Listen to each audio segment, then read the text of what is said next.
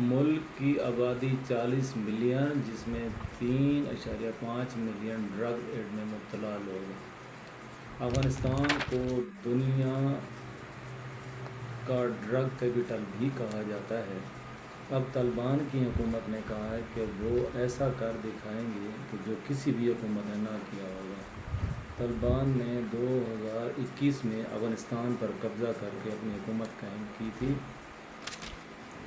ملک میں درپیش ملٹری، سیاسی، اکنامک چیلنجز کا سامنا تھا۔ اس وقت ڈرگ ایڈکشن کا مسئلہ شاید ایک دم سامنے نہ آیا ہو، لیکن طالبان کہتے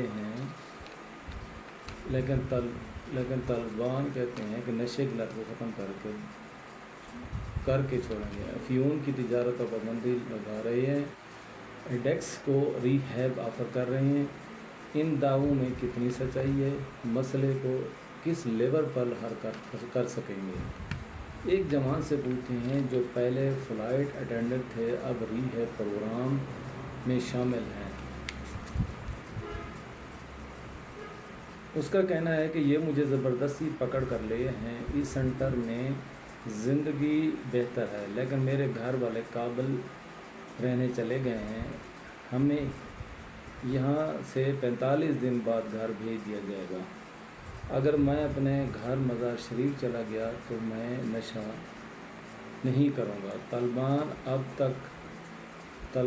اب تو افیون یا پوست کی کاشت کو اور تجارت کو ختم کرنے کی بات کر رہے ہیں، لیکن طالبان اور افغانستان میں بڑھتی ہوئی ایڈکشن کا کافی گہرا تعلق ہے۔ پوست کی کاشت پر جہاں طالبان نے اپنی شورش 20 سال تک جاری رکھی، آج اس کو ختم کرنے کی بات کر رہے ہیں، لیکن سب سے بڑا ٹارگٹ نشے کی لت کو ختم کرنا ہے۔ گزشتہ مہینے طالبان نے کابل میں بدنام پلوں، پارکوں، پہاڑوں سے سینکڑوں افراد کو پکڑ کر ری ہیب سینٹر پہنچایا ہے۔ یہ سابق امریکی اڈہ تھا۔ اس بلڈنگ میں اس کے علاج کے لیے مختص کیا گیا ہے۔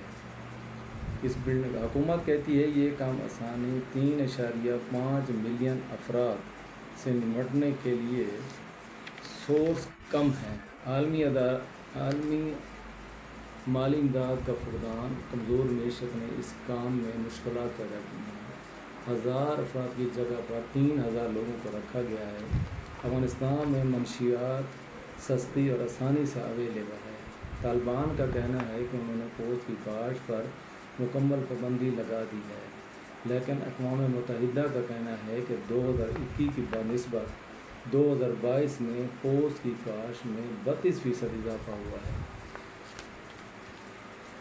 بعض ناقدین طالبان کی اس اقدام کو شک کی نظر سے دیکھ رہے ہیں۔ آخر طالبان کی ان پالیسیوں سے لوگوں کے کیا تحفظات ہیں؟ تھوڑی نظر ان عوامل پر ڈالتے ہیں۔ افغانستان ڈرگ لیول کیا ہے اور افغان اکانومی میں اس کا حصہ کیا ہے؟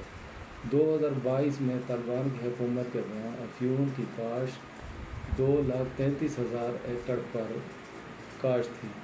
2021 سے 2022 تک آمدن میں 3 گنا اضافہ ہوا ہے، یعنی $42 کروڑ اور سے $1.4 ارب۔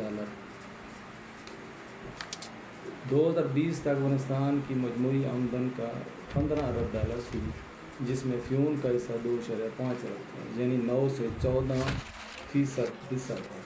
افغانستان پہلے سے خراب معیشت تھی، اب افیون سے بہتر ہوئی۔ حکومت کیا کہتی ہے؟ افغانستان منشیات سے جلد پاک ہوگا اور اس کی کاشت اور استعمال پر مکمل پابندی ہے۔